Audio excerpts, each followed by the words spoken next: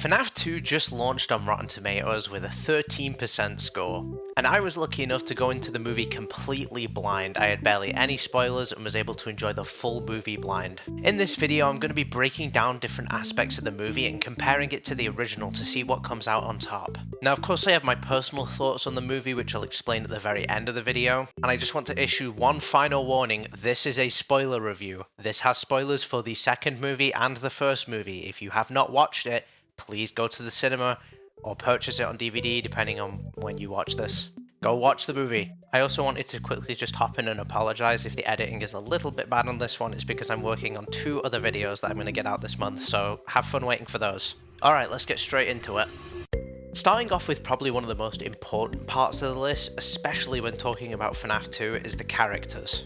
So I'm going to split them into toys, wizards, and humans. I might change this around as we go on, but this is just going to be our basics.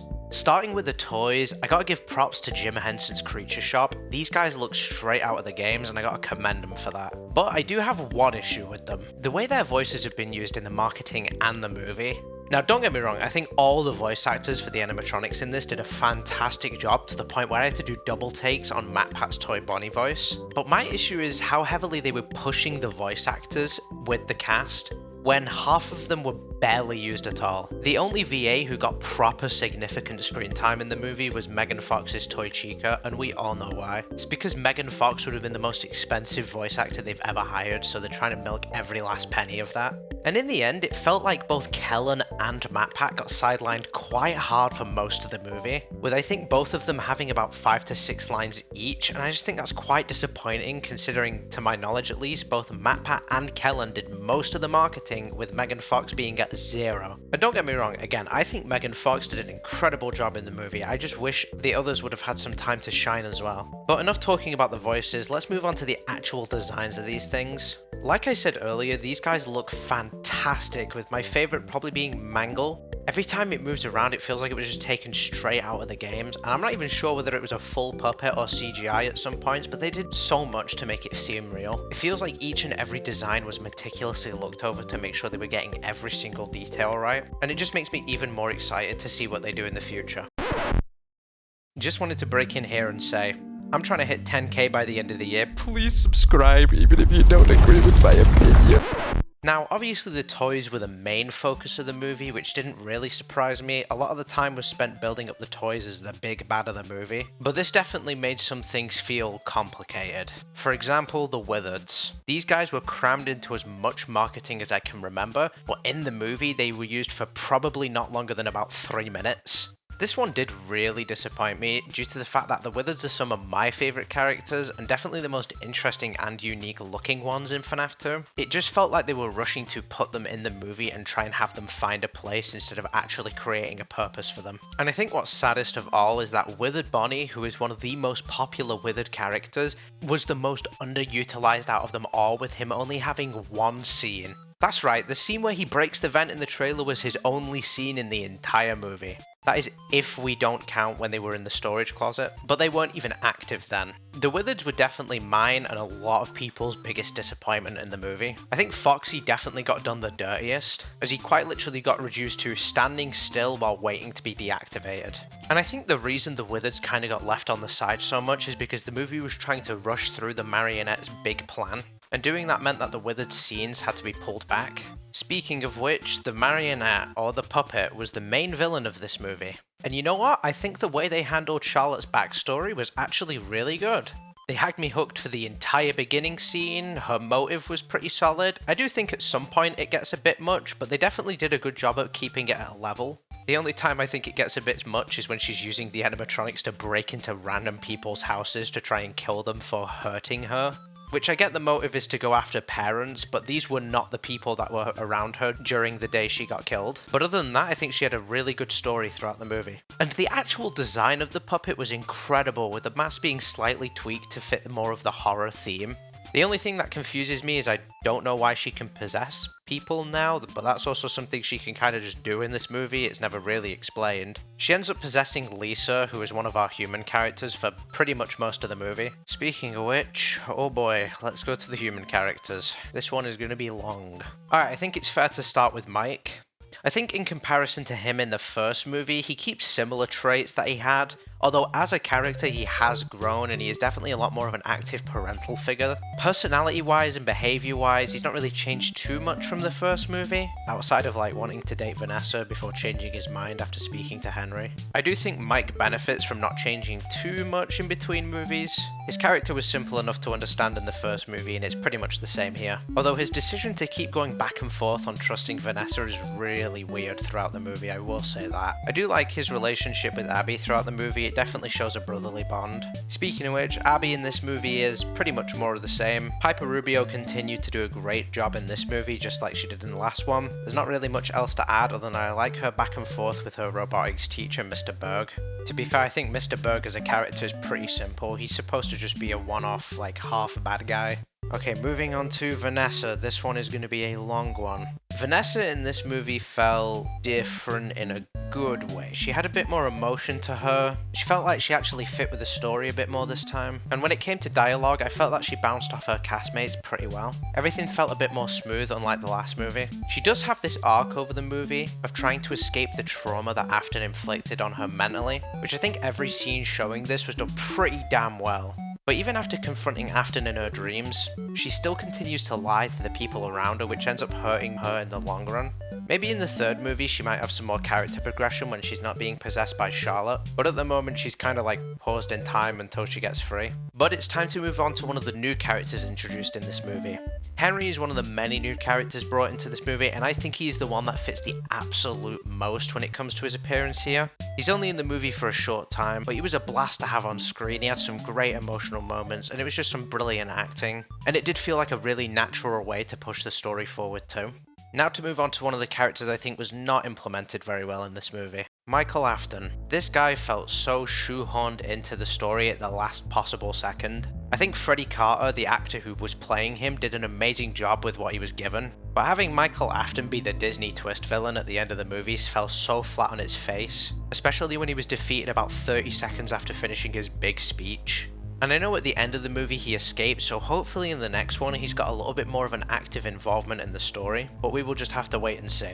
A character who got brought back from the last movie, Jeremiah, who was Mike's friend throughout the first movie, returns in a smaller role in this one, mainly being here to help Mike paint his house and help tie the plot together a bit more. He's nice to have around, I've not really got any complaints. And the final group of characters I want to talk about are the paranormal investigators. These guys are our robbers of the last movie. They come into the building quite literally just to be cannon fodder for the animatronics. Most of them are just here to get killed off in unique ways. I think the only one who technically survives is McKenna Grace's character Lisa, if you count becoming the main body for the puppet in half of the movie as surviving. Although some people said they saw her moving when her body was shown in the storage closet, so I don't know, maybe she is alive. I think each character in this movie has their pros and cons. Some more than others, but I think in comparison to the original movie, the characters in this one take the cake. A lot of the first movie was just testing the water to see what worked, and I think now that they found a flow for it, these characters are going to start to expand into more interesting people, but time will only tell. The next thing I want to talk about is this movie's plot. I think this section is where I'm going to be the most critical, so buckle up, let's get into it. For this section, I'm just going to cover the basic points of the plot and point out what I both like and dislike as we go on. At the beginning of the movie, we are shown the original Freddy's running and active as young Charlotte is waiting for the marionette to appear. In the distance, she sees a mysterious yellow rabbit snatching a boy and taking him into the back room. Rightfully worried, she tries to ask some parents for help, yet they ignored her and turned her away at every opportunity. She decides to help the young boy herself, sneaks backstage and sneaks into the room where you can hear William cleaning something as he's humming. This scene, when I first watched it, was creepy as hell. I absolutely loved it, and I genuinely think it is one of the best scenes out of both movies. The camera angles were incredible, the music was great, the ambience was amazing, and it was just an overall tense scene. After this, she ends up grabbing the boy and tries to run before William, in full yellow rabbit costume, starts chasing her down the halls. This entire section of the movie is an absolute masterclass. I really have to give it to him, this genuinely was one of the best things to watch. Finally, Charlotte collapses on the stage after screaming, revealing that she'd been stabbed in the back. The trapdoor opens in the middle of the stage and she falls down. The marionette rises from the floor, holding Charlotte's body in its arms. And then the absolute banger theme from the first movie plays, which I'm glad to see the Newton brothers came back for this movie. All the music they do for this series is incredible. After the intro, we cut to Vanessa waking up from a nightmare. We see throughout the movie that Vanessa keeps having visions of Afton appearing in different places and aspects of her life, and it becomes a really big plot point as the movie goes on, but it never actually gets a resolution, which is a big shame. The movie continues with Mike and Vanessa going on a date where Mike suggests that Vanessa should confront her father in her dream, which goes about as well as you expect it would. Although for some reason in the dream sequence we get a circus baby cameo, which is surprising to say the least. I absolutely was not expecting this when I first viewed. I don't know whether it was CGI or a costume, but it looked absolutely amazing. In the meantime, while Mike is on his date, Abby runs off to the old pizzeria to try and fix her friends, only to find the pizzeria in absolute ruin and completely empty. After Mike gets home from his date, he finds out and he goes to comfort her in the pizzeria. While leaving the building, Abby finds a Faz talker and decides to take it home in the hopes that she can contact her friends. This is also the scene where they put the actual ho ho ho sound in the movie, which just beautiful, absolute masterclass. While getting in the car, Mike finds a poster on the front of the building with a phone number that eventually leads him to talking to Henry.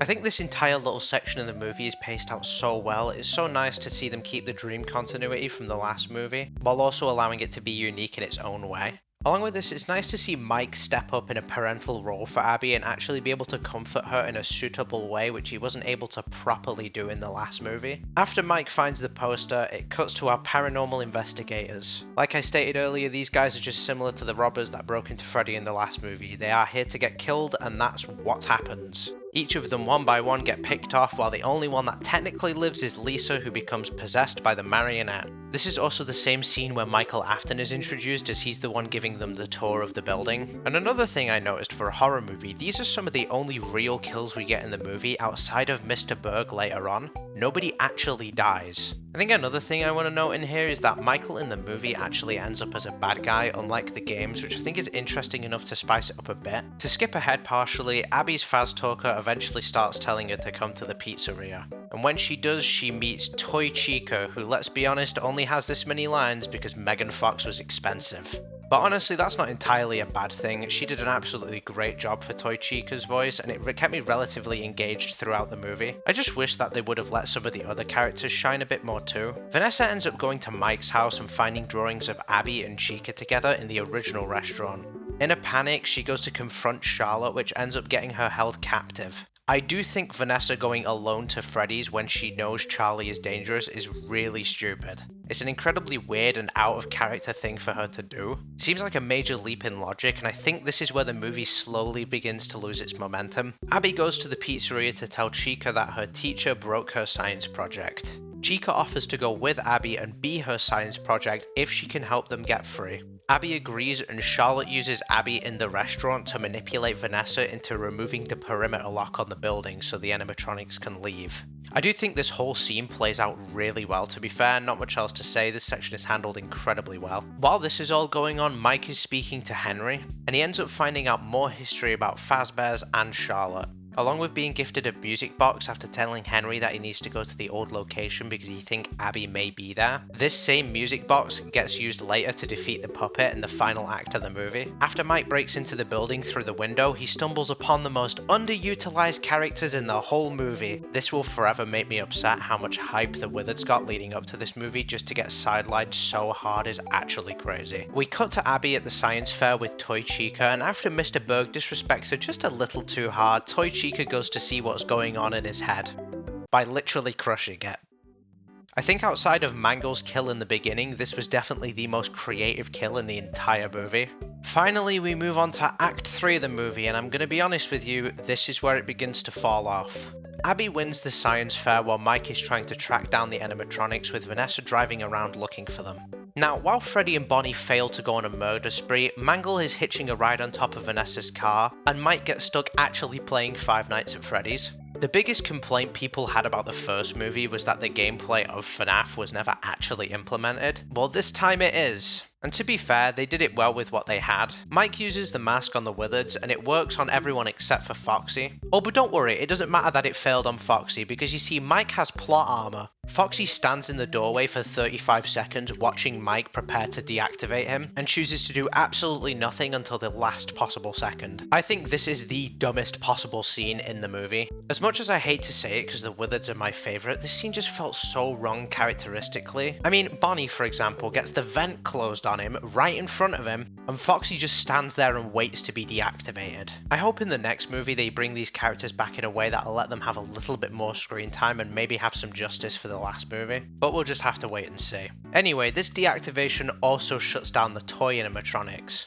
And when the puppet realizes this, it breaks out of Toy Chica's chest, which it was hiding in the whole time, and possesses Abby. One thing which I do think is very interesting is that the toy animatronics are actually springlock suits. That is a cool little detail and I really liked that. Anyway, after realizing that the marionette is in his home, Mike decides to drive to the old Freddy's and beg the others to come and help him to fight the puppet. Even though earlier in the movie he said bits and pieces of them were scattered all across the pizzeria. Vanessa runs into Mike's house and finds possessed Abby, who tries to chase Vanessa around the house and kill her. But just before that happens, Mike turns up with Henry's music box that he made for Charlotte, and that is how they get rid of the marionette from Abby, even though that seemed to have killed Lisa earlier in the movie. Now we move on to what is my least favourite scene in the movie. Michael Afton appears out of nowhere and starts saying how he's going to take over his father's legacy before berating Vanessa for leaving the life of Afton behind, and then once Vanessa declines his offer to rejoin the Afton murder spree, he tells the toys to kill Mike, Abby and Vanessa. But don't worry, just like the Avengers Endgame portal scene, all of the original FNAF 1 animatronics show up out of literally nowhere and start destroying the toy animatronics. And then when Michael Afton tries to flee after his murder robots gets destroyed, he ends up getting dropped by Jeremiah, who was just walking past the house. Then when Jeremiah goes into the house, Michael uses the time to slip away from the scene. So I hope if he comes back in the third movie, please let him be better than that. After Mike tells Vanessa that they can't trust her and everybody leaves the house but Vanessa, the puppet suddenly appears behind her and possesses Vanessa before she has a chance to leave. Just as her eyes start to leak black tears, the movie cuts to black. My god, that ending.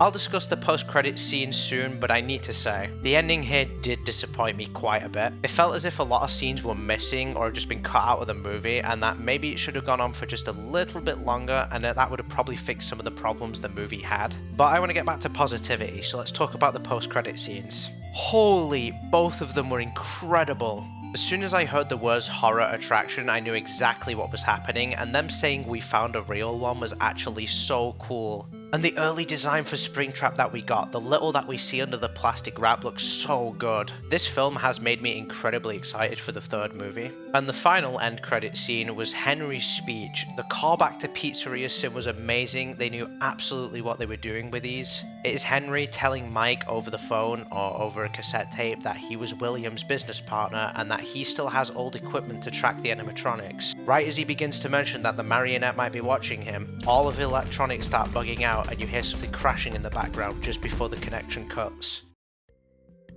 Alright, onto the juicy bit about what I actually thought about the movie. After sitting on it for a couple of hours, I can say that I do think this movie is better than the first one, but that does definitely not excuse its flaws. I think the things this movie did to make itself better than the original worked fantastically, but other aspects tended to fall flat. I can say that this movie has piqued my excitement for the third film, and I cannot wait to see what they do with it. I just hope they use the valid criticism this movie got to make the best possible FNAF movie they can. But enough about the next movie, let's look at this one. I think in the long run, the actual look and feel of the second movie is so much better than the first movie. That was one of the massive improvements this movie had when comparing the two. The atmosphere and the characters did feel so much more fleshed out and a lot more action was happening, which was definitely nice to see. I will say I think the more I rewatch this film, it will probably drop. I still consider it a bit better than the original because it fixes a lot of the problems that the original had too. Although some of the scenes in the original are going to absolutely struggle to top no matter what. The Springlock scene was absolutely incredible, and I think future movies are going to struggle to beat that. A lot of my thoughts about this movie is that a lot of the issues could have just been fixed with either a little bit more runtime or explaining things just a little bit better. And I just want to end off this small rant by saying, I absolutely love this franchise and I always have. You don't have to agree with my opinion, but I do hope that in the long run, Blumhouse at least takes the criticism so all of us fans can get the best possible movie out of FNAF 3. Also, please invite me to the red carpet, Blumhouse. I'd do anything. It looks so